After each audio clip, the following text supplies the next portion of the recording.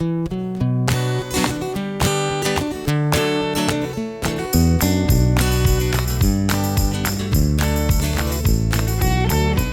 the Underpowered Hour. On this week's show, we send Liza and Jenna off to the Rebelle rally and give you all the information that you'll need to follow along.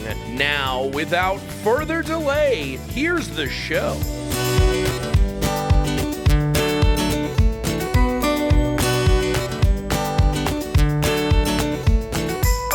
Welcome to the Underpowered Hour. I'm Steve Barris, mild-mannered television executive by day and Land Rover collector by night. You can find out more about our cars and what we're working on at thebarriscollection.com or follow us on Instagram at thebarriscollection. I'm joined, as always, by my good friend, Ike Goss. Thank you to everyone joining us today. I'm the manila rope to Steven's polypropylene. I'm the natural fiber of podcasting, Ike Goss. I own and operate Pangolin 4x4 in Springfield, Oregon, where we live and breathe Land Rovers. Check us out online on Facebook, Instagram at Pangolin 4x4. Let's get started.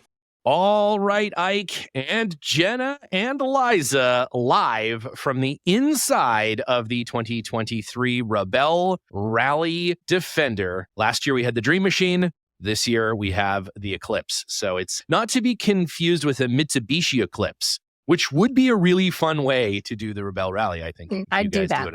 I'd do that in a heartbeat. Yeah, that'd be pretty fun, actually. You know what? It's not too late to rethink. You guys aren't on course yet. We can start looking now for a Mitsubishi Eclipse and see. Put some mini swampers on that thing. Oh, perfect. yeah. I don't think this is a good idea. I think it's going to be great. I think it's going to be great. Let's wrap another car. That's what needs to happen. We'll keep wrapping cars until we get it right. All right. Well, you guys are on your way to the Rebelle Rally. You're heading up to first Ridgecrest and then ultimately on to Mammoth for the big event start, which starts with pre-tech on Wednesday, yes? That is correct. Yeah. Wednesday afternoon, pre-tech takes place. They start stickering and putting all the sponsored decals or decals on the vehicles. We get all our swag, we get our vests, we get all that stuff. And then there's a little welcome reception that night. We get to meet all the other competitors. And then Thursday morning is the official tech inspection. And that one's a little bit more buttoned up. That one is making sure we have all the stuff that we need, all the safety equipment on board, all the required items, insurance, registration, doctor's notes, first aid kits. They verify everything that we are ready. The vehicular equivalent to a colonoscopy. Kind of, yeah. They want to make sure that we are completely ready to be pretty self-sufficient in the desert for 10 days. Right, exactly. Wow, that's fantastic. So Jenna just got here last night, and you guys have gone through and prepped the vehicle. And so what kind of things are different this year now that you've actually packed the vehicle? Because when we talked before, it was all still a little bit theoretical. You guys had kind of, just got the car, done a little bit of testing, but now you're you're in it now. You're packed, you're ready. So what differed this year about how you kind of prepared what is, to be fair, a vehicle that the 90 could almost fit inside of compared to what you had last year? Yeah, what's interesting is that there's that old adage that you expand to fit the space you are in. And it seems that somehow we managed to get all this gear in a 90 last year. And I don't exactly know how, because it fills a 130 pretty well. I mean, we have a lot of space in the backseat. We're very intentionally not filling this car full of stuff, despite the fact that we have the extra space. We're trying to keep it tight, as if we were driving the 90. In case you run across some stray dog or something. We don't need to add a bunch of superfluous weight to an already large vehicle. Yeah, we're not going to pick up drifters. Yeah, we're going to pick up drifters. Oh, baby goats. Ooh, that'd be nice. Get some straw down there. Yeah. But you did get the massage table in. Yes, you guys have, I believe, 2 massage tables and a tanning bed in there, right? And a full size espresso machine. A Starbucks grade espresso machine. The middle seat is for the barista. Yeah, not just bringing cold brew, but just an entire Starbucks with you. Yeah, that's fantastic. Yeah, we have an entire little cooler bag that is nothing but cold brew. Hashtag priorities. That's right. Yeah. Okay. All jokes aside, you guys have done some fairly serious preparation in advance of this event. Is that true? Is that fair to say? Yes. Yeah. I mean, we've done So 3 tell us a little bit about trainings. some of that. Yeah, we've done 3 trainings this year. One in the dunes in the spring with Barlow Adventures, and then one in Ridgecrest, which was a Rebelle U/Rebelle Trials event, which was a really cool format because it gave us sort of a dress rehearsal of the actual rally format. And then just a couple weeks ago, we did another dunes training back down in Glamis to honestly actually get to play with the new vehicle off-road because we hadn't really had a chance to do that yet. So that was great. And then, I think we also, I guess, we went up to British Columbia. And you also did one, like a Land Rover sponsored one in Carmel, California, right? Yeah. So I'm counting 5 separate training events. And then I'll just throw in that I got to go drive with Camel Trophy winner Bob Ives, which was just featured on our YouTube channel last weekend. And he took me out driving in his Camel Trophy winning Defender. So I feel like that counts. For sure. Yeah. I mean, so if we're going to that's 6. in Australia too, right? So we've basically been training our lives for this. We've been eat, sleep, breathing the Rebelle this year. So and then Jenna also went to Portland and got some instruction with the actual Land Rover techs in Portland. And tell us a little bit about that. Yeah, so was that just last Friday? Yes. So just over a week ago, I went up to Portland to the dealership up there in Portland, Oregon, Portland, Maine. And thanks to the Portland dealership, they took some time to basically put I think it was a 110 up on a lift for me and carved out the time with one of the technicians there, Dennis, to just talk me through it, walk me around the vehicle, show me, just give me the grand tour basically underneath. We put it up on a lift and pointed and shined flashlights on things and open the hood. It's easier to figure out what something should not look like if you've had eyes on what it should look like. That log should be there. I don't think that's factory at all. Yeah, exactly. So the purpose of that was to familiarize yourself with the mechanical underpinnings of the vehicle. So when you're pushing a button, you're on the dash, what sensor and where, things are happening underneath the car. Is that fair to say? Somewhat, and just understanding. I mean, even where's the battery, right? I can tell you now because you have to put the passenger seat all the way forward. Then there's this secret panel that pops out, and it's under there, right? It's not in the conventional underhood location like in most cars that you might be familiar with. Yeah. Fun fact, though, the brake fluid reservoir is in the same exact places it is in a series truck.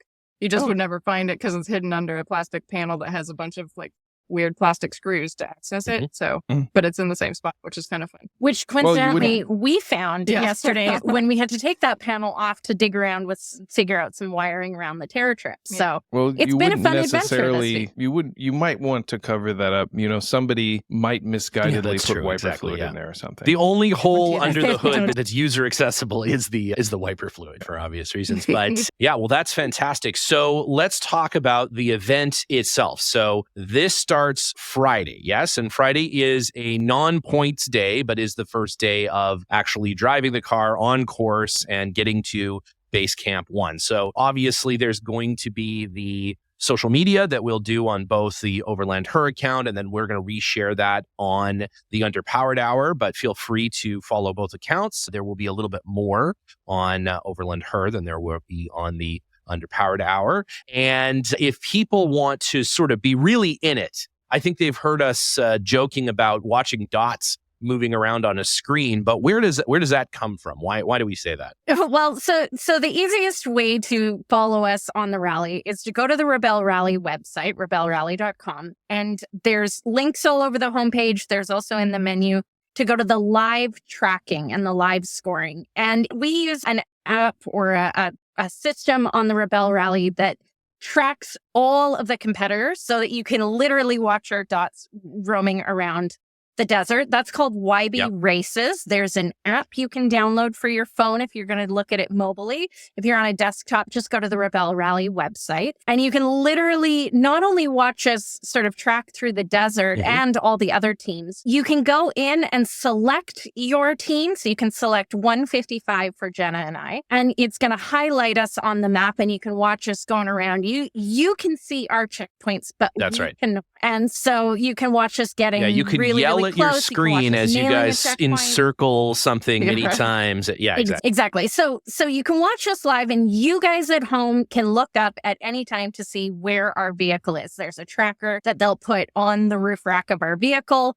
And there's little tracker ferries that come out at night on the Rebelle and change everybody's batteries. We don't ever deal with the tracker on top of the car. The website of the rally also has the live scoring, and every day they will update with that day's score sheet. So you'll be able to see the full value of the checkpoints that we went after and how many points we got. Some checkpoints are pretty straightforward. You either get them or you don't. Your green checkpoints, they're usually worth 20 points. They're very obvious. You either get them or you don't. Whereas your black checkpoints, those are completely arbitrary. They're a point in space that we have to use our map, our headings, our distance to make our best guess and feel very confident when we press that button that we are within a scoring radius. It's possible to get partial points. If we're close but not quite on the money, you might see that we'll only get some of the points available for that checkpoint. So every day, the Rebelle Rally will update the scorecard for the day and show you which checkpoints we got, and it will show you the standings for the day. And this year, there are a record 65 teams to follow in the Rebelle Rally. 4 out of those 65 are going to be driving Land Rovers. And we are proudly sponsoring some fuel, as it feels like the most appropriate thing for Land Rovers. All of those teams. So we are super excited here at His Majesty's The Underpowered Hour to be a part of the Land Rover Rebel experience writ large. So we've got a little bit of money on all the teams just in case, that way we can, we can claim credit for whomever does best, be it you guys or whomever else. So that's good. Well, we're going to do our best. Yeah, you want to go to the Rebelle Rally website and look at the bio page. Everybody's team bios are live. You're looking for the B3 Rebels. They are rookies this year. They're part of the SoCal Rover Club with us. Couple, really lovely women driving their D2 named Bernard. So you definitely It in fact has the Land Rover logo removed from the hood edge and says Bernard in the same font, which I think is really, it's fantastic. It's a great car. It's a great car. That's charming. Yeah, they're a great team. You've got the Hohen-Saxton team. And they are the only 2 Rebels left in the Rebelle Rally that have never missed a year. This is their 8th consecutive Rebelle. And they're the only team left doing it as a pair. They've never had a different And is it the team. same car for that entire time, or they've had a few different cars? Oh, that's a great question. I believe they've had 1 or 2 different cars, but I believe they are running the same Discovery 4 that they had last year. And so they'll be out with that one. And then there is Team Dusty Turtles. Forgive me, I don't remember their team number.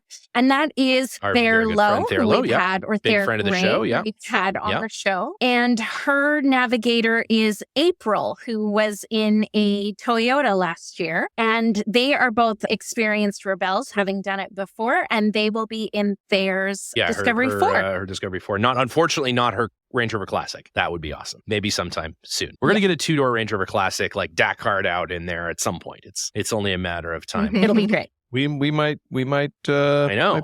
With that. More to come on that. So definitely head over to the Rebelle Rally website. There's lots of great information. The scores are updated towards the end of the day. Really, it makes the most sense to look first thing in the morning the following day, because then all the scoring has been ratified. So for your Rebelle Rally Fantasy League, whomever you've drafted to your teams, that's where you can go and tabulate those scores every morning. Now, speaking of every morning, probably my favorite part of the Rebelle, next to chasing the dots and trying to reverse engineer what you guys are doing by where your dot is moving on the screen, is the live show, which happens every morning.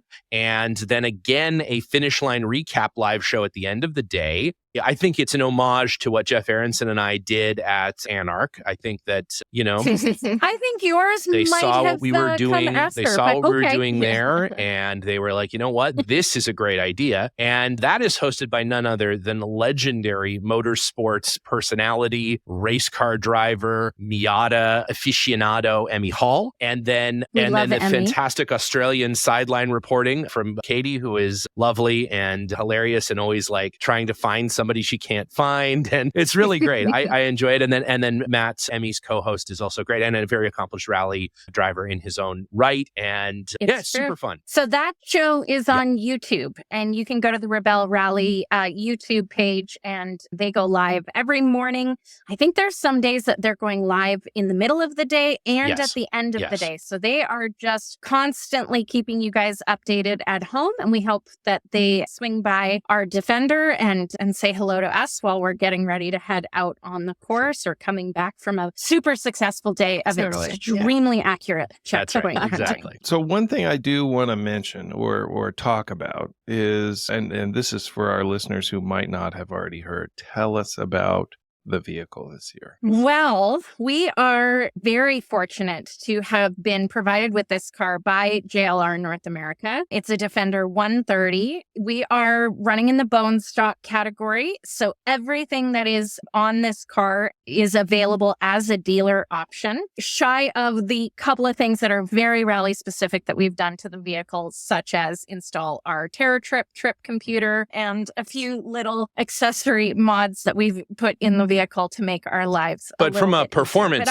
performance standpoint, it is a stock vehicle. It's actually prepared by the Trek team, right? The folks that build the Trek cars. It is. So it is. And in fact, when this episode airs, Trek is about to happen in Texas. They did their preview recently, and we know some people who went out and did that and were blown away by how capable the vehicles were. Shout out to Jorge, one of our listeners who was on that preview and sent us lots of great information. Super, super awesome. Really great to hear that the 130s were such a success in Texas, because that sets us up for success now heading out on the Rebelle with the same vehicles. So when you say bone stock, that doesn't necessarily mean that it's completely base model. This is not a base model car, right? This is a heavily optioned, well-prepared car. It's just everything on it is available from Land Rover. Is that, is that right? Like any consumer could buy this car, basically. You could go on the website and build it up with the options and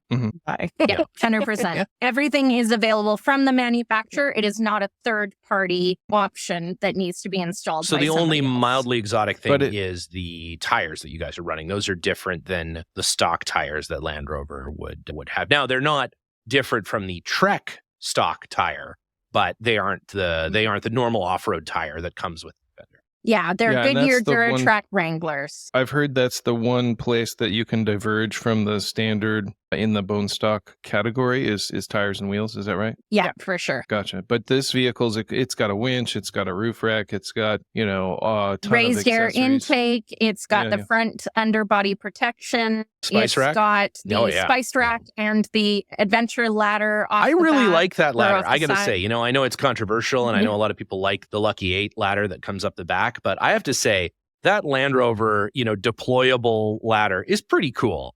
I really like it. I love it. It's like boarding a helicopter. That's exactly right. Action movie. Yep. It's pretty. It's pretty cool. It's pretty cool. Yep. What are you guys keeping in the spice rack? That turned into our kitchen setup. We have 2 marathon self camps this year where we prepare our own food and our own coffee in the morning and things like that. And for all sorts of reasons, I don't know, we just decided that maybe the spice rack would make a really nice kitchen setup. So everything that we need for that, our stove, our kettle, our dishes, everything is in the spice rack. It just felt very overland. I actually think that's like a really good use for that outside container. It's really cool, actually. It's also the perfect place to stash a couple rolls of TP. Yeah. Because you never know. You want that. You never know. Quickly just accessible. One never knows. Very cool. The only other, preparation we could say about the vehicle that's kind of unique and interesting is the fact, and I think we talked about this before, maybe, that the nav system has all been disabled, which is a necessity for the rally to participate. So there's no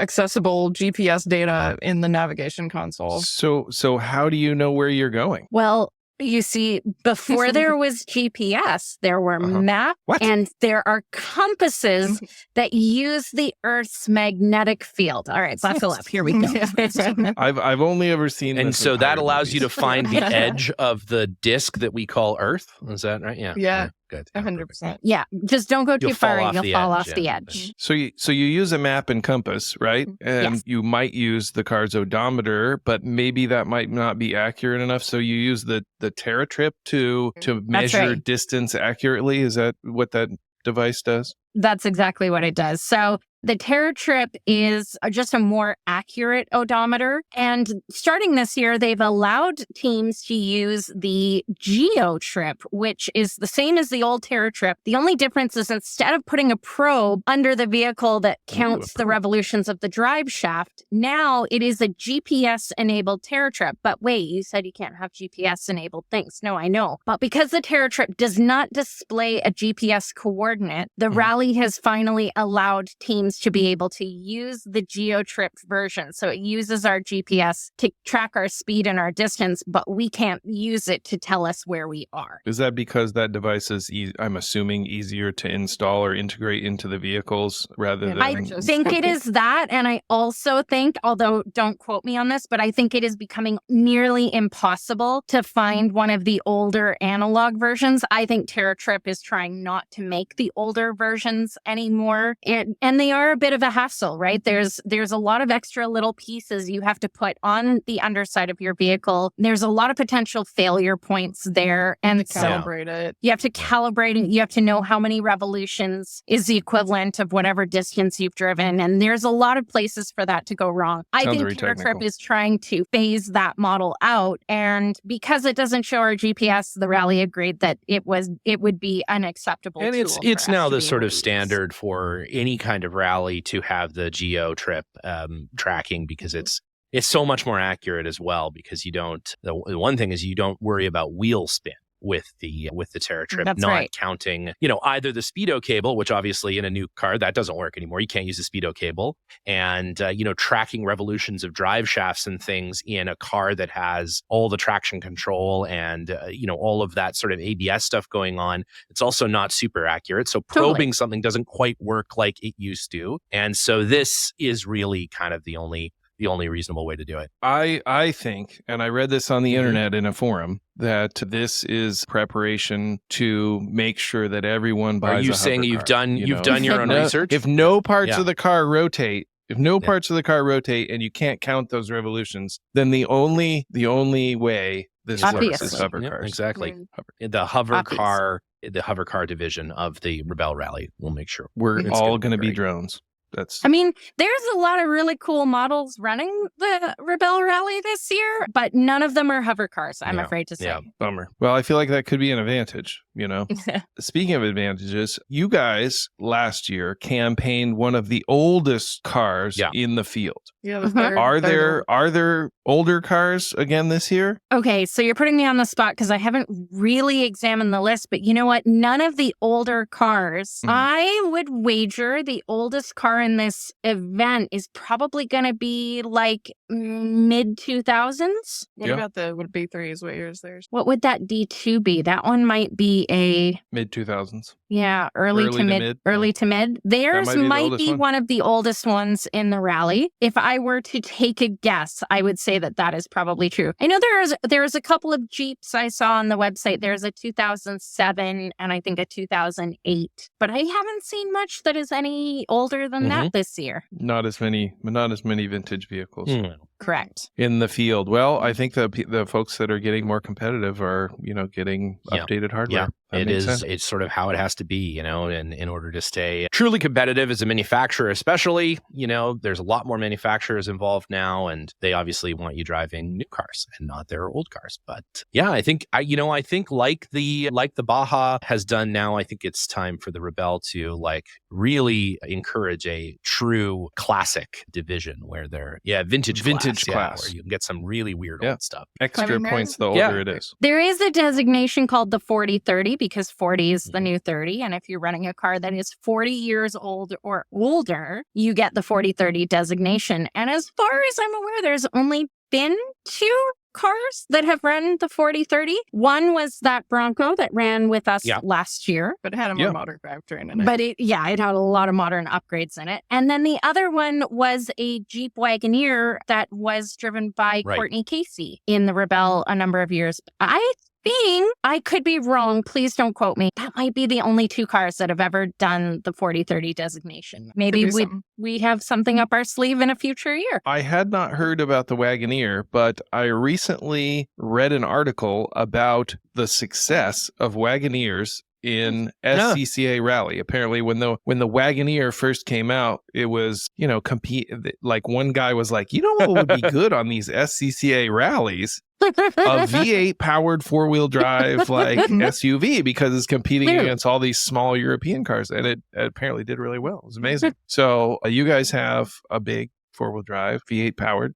Actually, it's yours is an inline six. Inline six. You have an inline six. Turbocharged. Yeah. I like inline six. Yeah, me motors. too. Is it twin turbocharged? That's cool. Yeah, I think it is. Yeah. So we're all going to be able to follow you. This is great. When does a rally start? What day? Just for repetition's sake. Well, so we leave Mammoth on Thursday afternoon. Afternoon after tech inspection, and drive probably 4.5 hours. We don't really exactly know, to wherever base camp 1 is. Okay. And then prologue day starts Friday. And I believe that there is a live show that day. Yes. There's a live show in the middle of the day on Friday. It's going to be in the middle of the day on Friday. And then competition starts on Saturday. Is that right? Yep. So Saturday morning, we'll wake up for day 1, and that will be our first scored day of competition. We are at base camp 1 until Sunday. Sunday, we will pack up, and our route that day of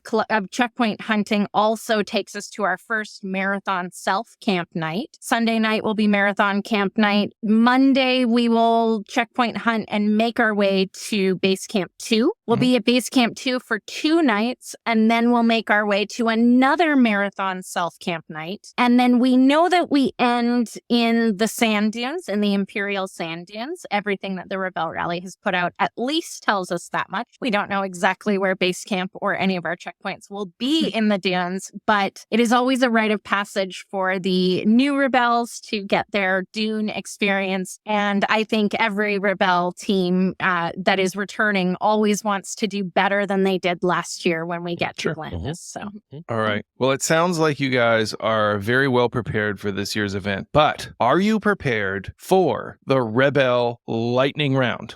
Oh my God, yes. I'm so ready. Specially prepared by our research and development team here at the Underpowered Hour. Specially formulated Rebelle Rally Edition lightning round. Okay, so just a word on formatting. We're going to alternate questions. We're going to start with Liza. Okay. And this, if you're not familiar, this is quick questions with quick answers. Okay.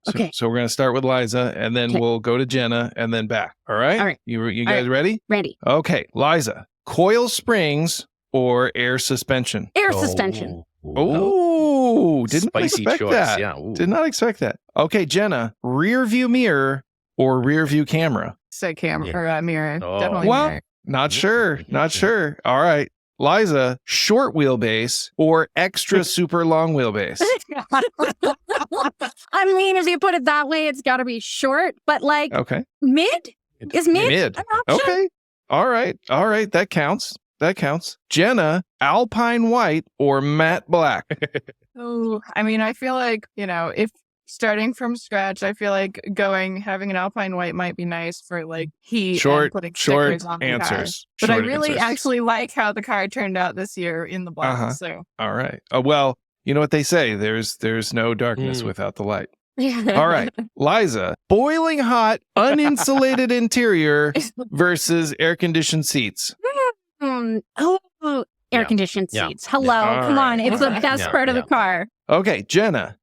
140 horsepower versus 450 horsepower. It is really awesome in the day to jam this thing.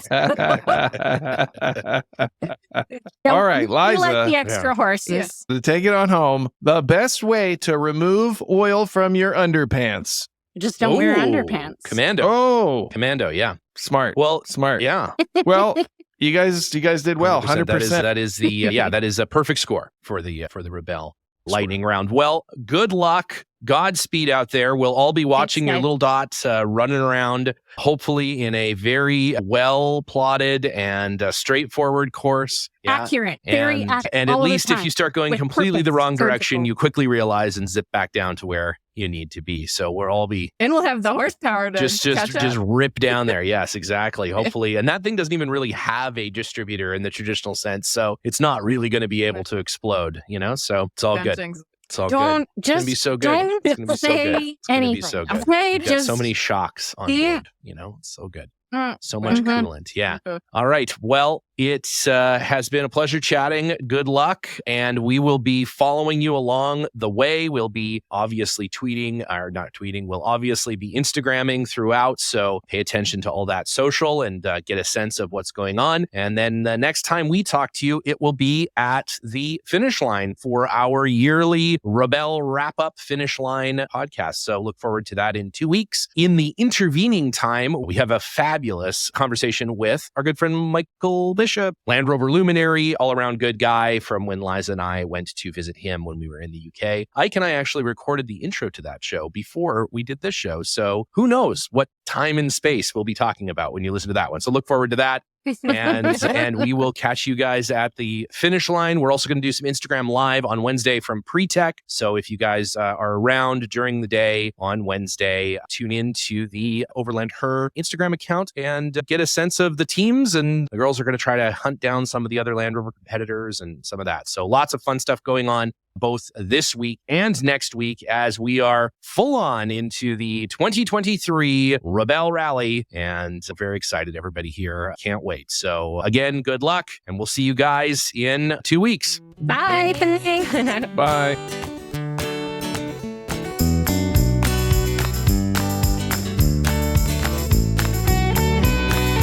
The Underpowered Hour is produced by Liza Barris, Ike Goss, and me, Steve Barris. Pavel Svardov composed and performed our theme music. Consider supporting the show on Patreon, and if you already do, thank you. Your support makes the show possible. For even more, check out our Instagram or Facebook.